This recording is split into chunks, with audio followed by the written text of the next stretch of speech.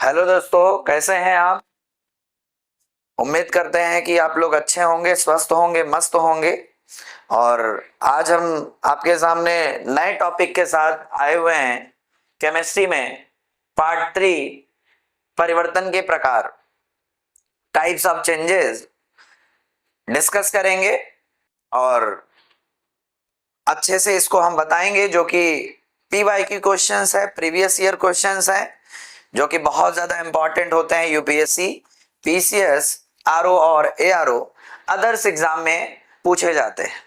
और आपका हमें साथ चाहिए, और क्योंकि जो साथ देते हैं वो हमेशा देते हैं। जैसा कि हमारा जो चैनल है जीएस लॉगी, जीएस चैनल के माध्यम से हम हमेशा आपके साथ खड़े रहेंगे और आपके सफलता तक खड़े रहेंगे। तो आप इस जीएस लॉजी चैनल को भूलिएगा नहीं। और आज हम आपको PYQ क्वेश्चंस डिस्कस करेंगे परिवर्तन से प्रकार पर। क्या होता है परिवर्तन? जैसा कि आप जानते हैं, परिवर्तन कई प्रकार का होता है, और हम यहाँ परिवर्तन का मतलब द्रव्य से बात करेंगे। द्रव्य में परिवर्तन, द्रव्य के गुणों में परिवर्तन जो होता है, अर्थात भौतिक परिवर्तन और रासायनिक परिवर्तन। क्या होता है भौतिक परिवर्तन और क्या होता है रासायनिक परिवर्तन?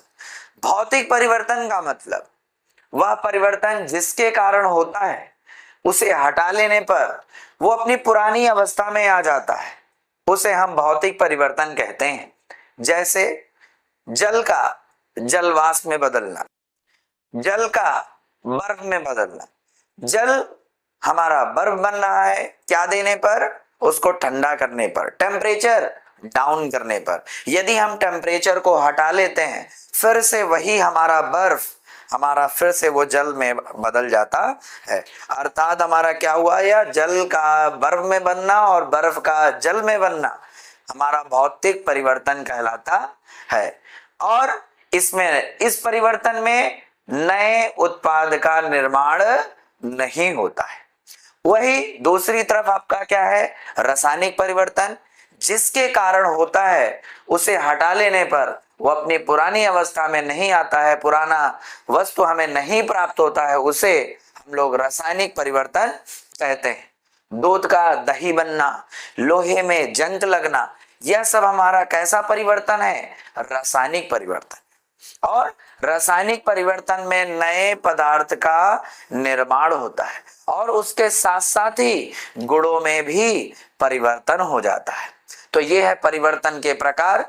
मुख्यतः हम दो प्रकार का परिवर्तन पढ़ेंगे, एक भौतिक परिवर्तन और एक रासायनिक परिवर्तन। और भी परिवर्तन के प्रकार हैं, जैसा मंद एक आपका परिवर्तन, एक आपका तीव्र परिवर्तन, एक आपका उत्क्रमणीय परिवर्तन, एक आपका अनुत्क्रमणीय परिवर्तन, एक आपका प्राकृतिक परिवर्तन, एक आपका मानव परिवर्तन, मानव जो कि मानव के द्वारा परिवर्तित हुआ जाता है। तो बहुत सारे प्रकार हैं, लेकिन मुख्यतः हम लोग इस स्लाइड के माध्यम से आपको भौतिक परिवर्तन और रासायनिक परिवर्तन के बारे में डिटेल में बताएंगे। और जो भी प्रीवियस ईयर क्वेश्चन में आपका IAS, PCS, UPSC, RO, ARO और others exam, SSC, CGL, NDPC, other exam में पूछा गया है। आइए चलते हैं, आज के सेशन स्टार्ट करते हैं। और पहला क्वेश्चन क्या कहता है? भौतिक परिवर्तन का एक उदाहरण है। क्या है भौतिक परिवर्तन? भौतिक परिवर्तन का मतलब जिसमें नए पदार्थ का निर्माण नहीं होता है। हवा में चांदी के बर्तनों का काला होना, मोमबत्ती का जलना, दूध से दही का बनना, पानी में चीनी का घुलना। यदि हवा में चांदी के बर्तनों का काला हो जाना है, काला हो जाने का मतलब उसके रासायनिक गुणों में परिवर्तन हुआ है, अर्थात यह रासायनिक परिवर्तन है। मोमबत्ती का जलना, जलने की जो प्रक्रिया होती है वो भी हमारा रासायनिक परिवर्तन होता है। दूध से दही का बनना, ये भी हमारा रासायनिक परिवर्तन होता है। और पानी में चीनी का घुलना, जब हम पानी को चीनी में घोलते हैं तो कोई भी परिवर्तन आपका गुणों में नहीं होता है, अर्थात भौतिक परिवर्तन होता है, रासायनिक परिवर्तन नहीं होता है। क्योंकि आप फिर से उसको वाष्पन विधि के द्वारा से हम उसको क्या कर सकते हैं, फिर से चीनी के घोल को हम लोग फिर से पानी को वाष्पित करके फिर से चीनी प्राप्त कर सकते हैं। तो ऑप्शन क्या हो जाता है आपका, ऑप्शन नंबर डी हो जाता है। चलिए चलते हैं नेक्स्ट क्वेश्चन पर। जल का वाष्प में परिवर्तन कहलाता है। जल का वाष्प में बनना, जल का वाष्प में बनना ही हमारा किसका उदाहरण है, भौतिक परिवर्तन का। यह एक प्राकृतिक परिवर्तन है, जी नहीं। भौतिक परिवर्तन है, जी। रासायनिक परिवर्तन, जल का जलवाष्प में बनना, जल का बर्फ में बनना, यह सब हमारा भौतिक परिवर्तन के उदाहरण होते हैं, रासायनिक के नहीं होते। यह एक जैविक परिवर्तन है, नहीं। ये भी गलत है आपका, ये भी है। तो ऑप्शन हमारा कौन सा सही होता है, ऑप्शन नंबर बी सही होता। आइए चलते हैं नेक्स्ट क्वेश्चन पर। निम्न में से कौन सा रासायनिक परिवर्तन का उदाहरण है, आपसे पूछा है रासायनिक परिवर्तन का उदाहरण है। प्रिज्म से गुजरने पर श्वेत प्रकार का 7 रंगों में विभक्त होना, यह एक फिजिक्स फेनोमेना है। और सेकंड, सब्जियों को पकाने पर उनका मुलायम हो जाना, सब्जी को आप पकाते हैं तो मुलायम हो जाता है। सानी हुई मिट्टी का सूखने पर भंगुर हो जाना, और नमक का पानी में घुलना। तो आपसे पूछ रहा है निम्न में से कौन सा रासायनिक परिवर्तन है। यदि हम किसी भी चीज, जो भी पकाने की प्रक्रिया होती है, जो पकाने की प्रक्रिया होती है वो हमारा कैसा परिवर्तन होता है, रासायनिक परिवर्तन का उदाहरण होता है। यह एक भौतिकी प्रक्रिया है, बाकी आपका ये रासायनिक परिवर्तन है। इसमें भी आपका रासायनिक परिवर्तन नहीं है, इसमें भी रासायनिक परिवर्तन नहीं है। तो ऑप्शन नंबर आपका कौन सा सही हो जाता है, बी सही हो जाता है। याद रखिएगा, रासायनिक परिवर्तन, जीवन में परिवर्तन बहुत मायने रखता है। यदि आप जीवन में अपने अंदर परिवर्तन नहीं लाएंगे, आप अपने आप को अपडेट नहीं करेंगे, पहले की जो शिक्षा की पद्धति कुछ और था, आज की जो पद्धति है हमारा वो बहुत कुछ है। आज टेक्नोलॉजी के माध्यम से और परिवर्तन के ही कारण आज हम आपके सामने, आपको घर बैठे आपको शिक्षा हम लोग आपको क्या कर रहे हैं, प्रदान करने का काम कर रहे हैं। और वह माध्यम किस वजह से हो पाया है, केवल जीएस चैनल माध्यम के वजह से हो पाया है। यदि जीएस चैनल आज हमारा नहीं बन पाता तो हम लोग क्या कर पाते, आपको, आपके माध्यम से हम आपको जुड़ नहीं पाते। तो जीएस लॉजी जो चैनल है ये आपका साथ दे रहा है, आपको अध्ययन में साथ दे रहा है, इसलिए इसे आप सब्सक्राइब करना और शेयर करना ना भूलें। आइए और अपने आप को परिवर्तन लाइए, ऑनलाइन प्लेटफॉर्म पर आइए, आप अच्छे अच्छे बेहतरीन टीचरों से आप अध्ययन कर सकते हैं, ज्ञान आप प्राप्त कर सकते हैं। जैसा कि हमारे जीएस चैनल पे बहुत अच्छे अच्छे टीचर आपको पढ़ा रहे हैं, हिंदी के टीचर पढ़ा रहे हैं, हिस्ट्री के टीचर पढ़ा रहे हैं, पॉलिटी के टीचर पढ़ा रहे हैं, इंग्लिश के टीचर पढ़ा रहे हैं, मैथ के टीचर पढ़ा रहे हैं। हम आपको साइंस और टेक में आपको फिजिक्स पढ़ाएंगे, केमिस्ट्री पढ़ाएंगे, बायोलॉजी पढ़ाएंगे और पर्यावरण और इकोलॉजी भी पढ़ाएंगे। तो उम्मीद करते हैं कि आपको जो है पढ़ने में अच्छा आ रहा होगा, ज्ञान आप प्राप्त कर रहे होंगे और अपने अंदर परिवर्तन लाने का प्रयास कर रहे होंगे। और इस जीएस लॉजी चैनल को आप सब्सक्राइब करना ना भूलें, आप परिवर्तन लाइए। चलिए आते हैं नेक्स्ट क्वेश्चन पर। नेक्स्ट क्वेश्चन, निम्नलिखित में से कौन सा से रासायनिक परिवर्तन का उदाहरण है। फिर से वही क्वेश्चन है लेकिन आपके ऑप्शन दूसरे हैं और यह आपका एक कूट का प्रयोग कर सही उत्तर चुनना है। सोडियम क्लोराइड का क्रिस्टलन, नमक बनाना, दूसरा बर्फ का गलन और तीसरा दुग्ध का अस्कंदन। आपको नीचे दिए गए कूट का प्रयोग कर सही उत्तर चुनिए जो कि क्या है, रासायनिक परिवर्तन का उदाहरण है। तो सोडियम क्लोराइड का क्रिस्टलन बनना जो कि वाष्पन विधि से होता है, वाष्पीकरण विधि से होता है, अर्थात यह हमारा भौतिक परिवर्तन है। बर्फ का गलना यह भी हमारा भौतिक परिवर्तन है। दूध का अस्कंदन, पाश्चराइजेशन ऑफ मिल्क, क्या होता है पाश्चराइजेशन ऑफ मिल्क, मिल्क को संरक्षित करने की एक विधि है। जिसमें पहले दूध को गर्म किया जाता है और एक निश्चित ताप पर ठंडा कर लिया जाता है, जो कि एक प्रकार का आपका रासायनिक परिवर्तन होता है। तो हमारा ऑप्शन कौन सा हो जाता है? नीचे दिए कोड के हिसाब से केवल एक और दो, केवल तीन, एक और दो और तीन कोई नहीं, जो कि IS प्री 2014 में पूछा गया है। और तो ऑप्शन हमारा क्या हो जाएगा? ऑप्शन नंबर हमारा बी हो जाएगा। दूध का स्कंदन याद रखिएगा, पैस्चराइजेशन ऑफ मिल्क, जिसकी वजह से आपको दूध बहुत दिनों के बाद मार्केट में अवेलेबल होता है, पैकेट में मिलता है। कैसे? वो आपका होता है दुग्ध स्कंदन प्रक्रिया, संरक्षित होता है। आइए चलते हैं नेक्स्ट क्वेश्चन पर। कथन ए, उच्चतर तापमानों पर रासायनिक अभिक्रिया तीव्रतर हो जाती है। असर्शन और रीजन बेस्ड क्वेश्चन है ये। उसका कारण दिया है, उच्चतर तापमानों पर आणविक गति और द्रुत हो जाती है। द्रुत मतलब अर्थात तेज हो जाती है। देखिए आपको अभिक्रिया क्या होती है? अभिक्रिया हमारे ऐसे बहुत सारे कारक हैं जिस पर प्रभावित होती हैं, जैसे आपका ताप, दाब, अभिकारक की प्रकृति। तो ताप देने पर पदार्थ की गतिज ऊर्जा बढ़ जाती है, और गतिज ऊर्जा बढ़ जाती है तो जो भी हमारे मॉलिक्यूल्स होते हैं, जो भी हमारे कण होते हैं, परमाणु होते हैं, उनकी गति भी बढ़ जाती है, वो बड़ी तेजी से गति करने लगते हैं। तो अर्थात क्या दिया हुआ है यहाँ पर? उच्चतर तापमानों पर रासायनिक अभिक्रिया तीव्रतर हो जाती है। यह कथन सही है। उसका कारण क्या है? उच्चतर तापमानों पर आणविक गति और द्रुत हो जाती है, अर्थात ताप देने पर गतिज ऊर्जा बढ़ जाती है, और गतिज ऊर्जा बढ़ जाती है तो जो हमारे आणविक होंगे उनकी और गति बढ़ जाती है, अर्थात ये भी हमारा सही है। तो कोड के हिसाब से ए और आर दोनों सही हैं, और आर ए का सही स्पष्टीकरण है। तो हमारा क्या होता है? ऑप्शन हमारा ए सही होगा। दोनों सही है किंतु आर ए का सही स्मरण गलत, ये आपका क्या है? गलत है। ए सही है परंतु आर दोनों सही, ये भी गलत है। ए गलत और परंतु आर सही है, जो कि IS प्री में पूछा गया है। तो बहुत ही इंपॉर्टेंट एक क्वेश्चंस हैं आपके ये लिए, क्योंकि IS प्री में पूछा गया है और अदर्स एग्जाम में भी पूछा जा सकता है, इसलिए आप इसको अच्छे से रिवाइज करिए और इसको ध्यान में रखिए। आइए चलते हैं नेक्स्ट क्वेश्चन पर। जल अपघटन में ऊर्जा किस रूप में उत्पन्न होती है? जल अपघटन मतलब हाइड्रोलिसिस ऑफ वाटर।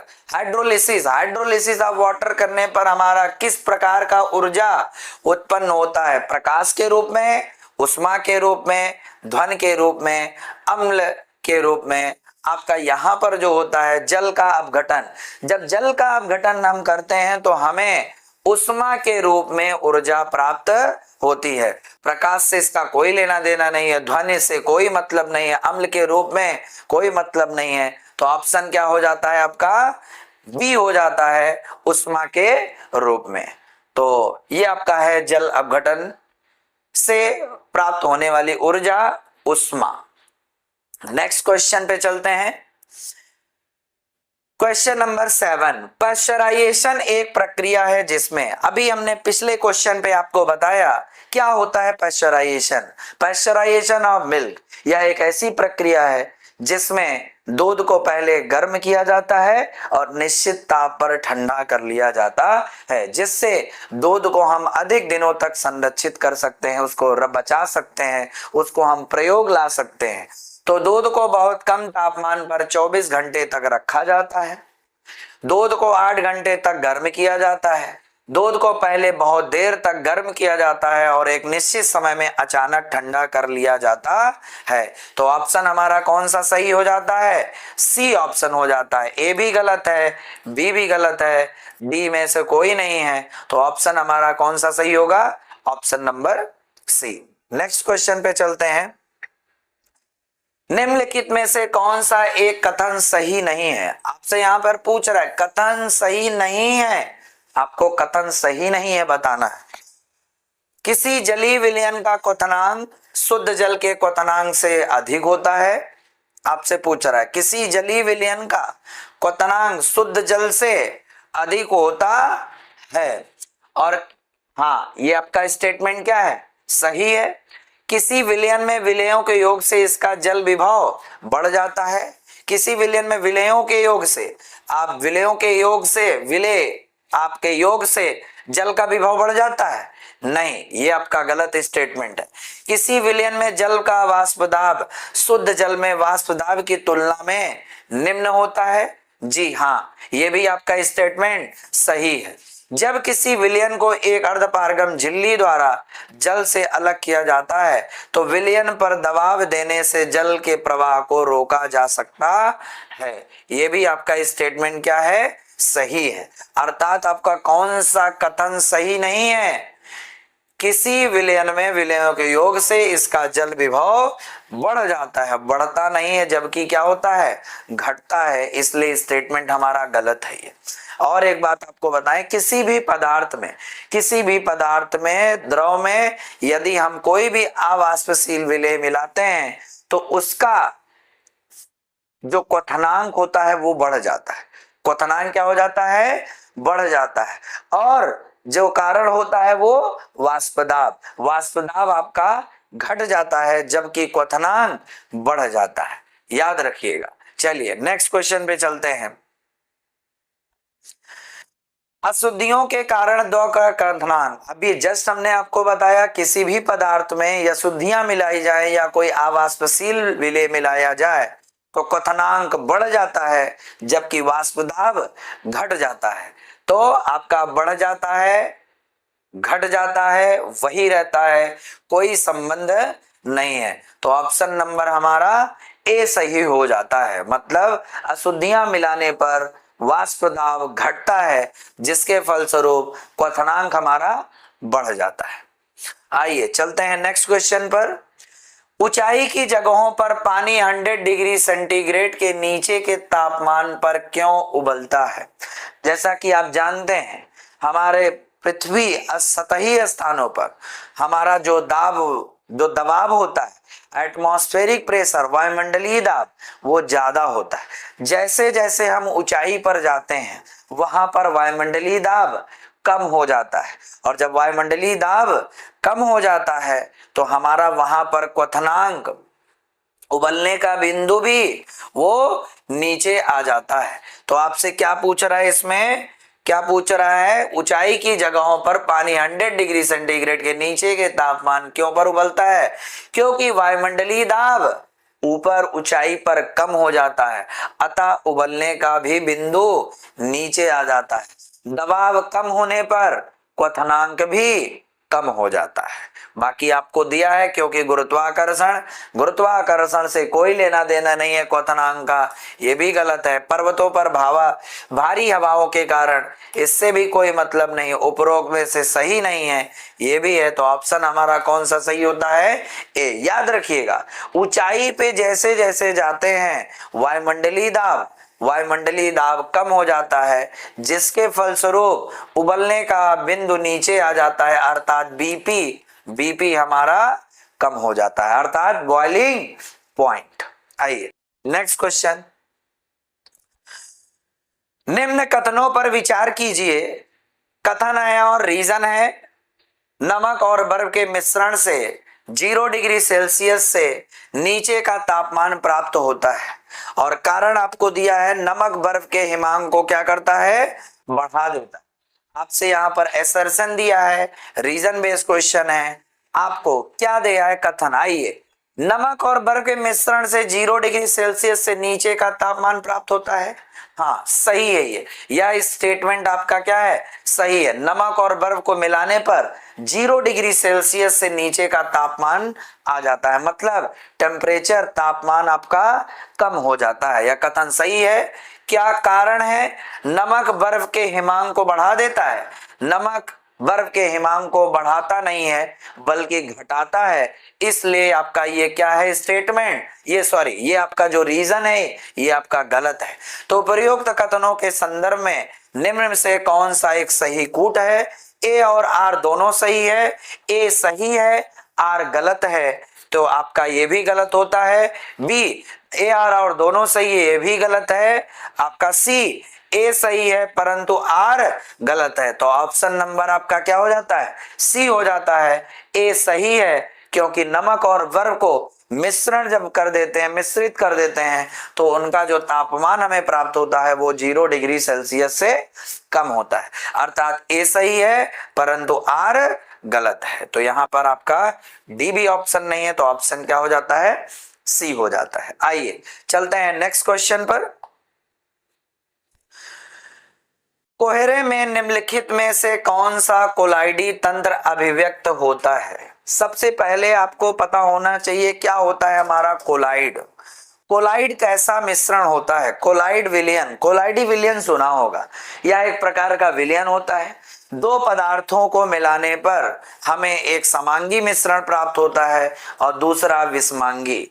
समांगी जब मिश्रण बनता है उसी को हम लोग विलयन कहते हैं, और जब विषमांगी बनता है तो विषमांगी विलयन से हमें आपको एक निलंबन प्राप्त होता है और दूसरा कोलाइडी। और कोलाइडी विलयन में जो विलेय और विलायक के कण होते हैं वो आपके क्या होते हैं, निलंबन और वास्तविक विलयन से के मध्य में होते हैं। तो कोलाइडी में क्या होता है आपसे पूछ रहा है। कोहरे क्या होता है, कोहरा, कोहरा जैसे आपको पता होगा वायु और जल वाष्प का मिश्रण होता है। क्या होता है, वायु और जल वाष्प का मिश्रण होता है। तो यहां पर कौन सा कोलाइडी तंत्र अभिव्यक्त होता है, गैस में द्रव, गैस हमारा क्या है, वायु है, वायु क्या है, गैस है, गैसों का मिश्रण है, उसमें क्या उपस्थित होता है, जलवाष्प, जलवाष्प मीन्स द्रव,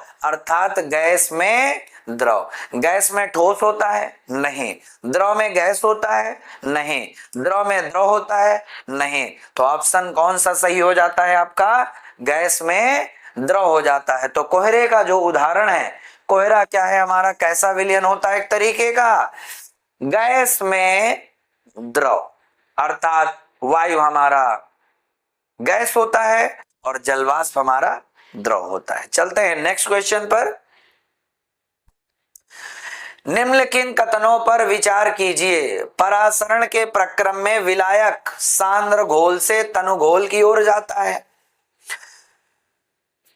दूसरा, प्रतिलोम परासरण में तनु घोल पर बहाय दाब लगाया जाता है। उपरोक्त कथनों में से कौन सा सही है, आपसे पूछा जा रहा, दिया गया कथन कौन सा सही है।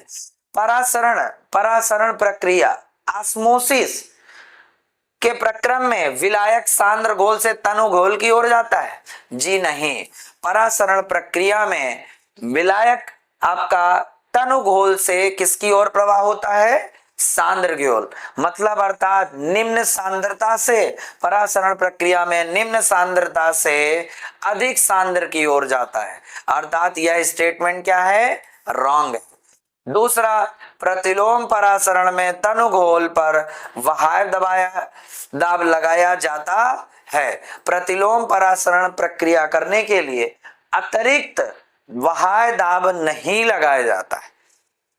वहाय दाब तब लगाया जाता है जब परासरण प्रक्रिया को रोकना हो, अर्थात प्रतिलोम परासरण में तनु घोल पर वहाय दबाव लगाया जाता है। यह स्टेटमेंट भी क्या है आपका, गलत है। तो उपरोक्त कथनों में से कौन सा सही है आपका, ना तो एक सही है और ना ही दो, तो केवल एक ये भी गलत है, केवल दो ये भी गलत है, दोनों एक और दो क्या है, दोनों सही गलत यहाँ पर मेंशन नहीं है, यहाँ पर ना ही एक और ना ही दो, आपका ऑप्शन क्या हो जाता है, ऑप्शन नंबर डी हो जाता है, सी भी आपका नहीं। आइए चलते हैं नेक्स्ट क्वेश्चन पर। क्रोमैटोग्राफी तकनीक का प्रयोग होता है। क्या होता है क्रोमैटोग्राफी, क्रोमैटोग्राफी एक हमारा ऐसा तकनीक है जिसके माध्यम से रंगों को स्प्लिट किया जाता है, या रंगों को क्या किया जाता है, भिन्न भिन्न भागों में बांटा जाता है या निकाला जाता है किसी एक मिश्रण से। क्रोमैटो, क्रोमैटो का मतलब ही होता है कलर। क्रोमैटोग्राफी यह एक तकनीक है जिससे हम लोग क्या कर सकते हैं, विभिन्न रंग को किसी एक मिश्रण से अलग अलग भागों में विभाजित कर सकते हैं, निकाल सकते हैं घटक में। तो क्या होता है क्रोमैटोग्राफी? एक ऐसी तकनीक रंगीन पदार्थों की पहचान करने में, पदार्थों की संरचना निर्धारण में, रंगीन पदार्थों के प्रभाजी आसवन में, एक मिश्रण से पदार्थों को अलग करने में। तो ऑप्शन यहां पर क्या हो जाता है? एक मिश्रण से पदार्थों को अलग करने में। तो ऑप्शन हमारा क्या हो जाता है? क्या हो जाता है? ऑप्शन नंबर हमारा डी हो जाता है। आइए चलते हैं नेक्स्ट क्वेश्चन पर। ठोस कपूर से कपूर वाष्प बनाने की प्रक्रिया को क्या कहते हैं? वाष्पीकरण, हिमीकरण, पिघलना, ऊर्ध्वापातन। जैसा कि आपको मालूम होगा, हमारा एक होता है ठोस और एक होता है द्रव और एक होता है गैस। ठोस से द्रव में अगर जाना है तो इसको क्या बोलते हैं? हिमांक बोलते हैं। क्या बोलते हैं?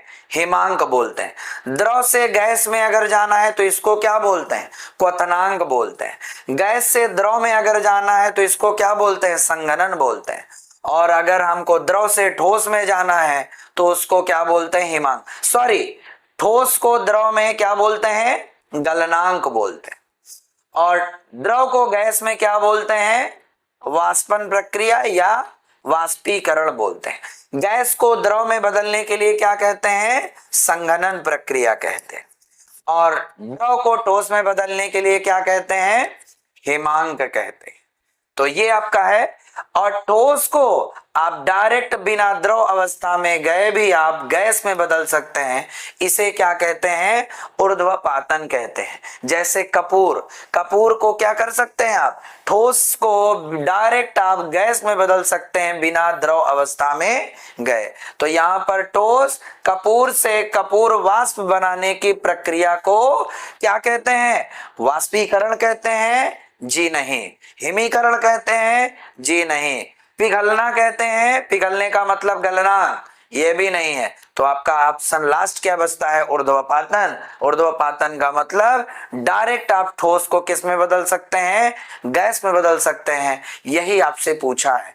ठोस कपूर से कपूर वाष्प बनाने की प्रक्रिया को कहते हैं ऊर्ध्वपातन। तो आज का सेशन यहीं पे समाप्त होता है। हम उम्मीद करते हैं कि आज आपका जो भी हमने आपको एक्सप्लेन पीवाईक्यू क्वेश्चंस कराया आपको समझ में आया होगा और आपको डाउट भी नहीं होगा।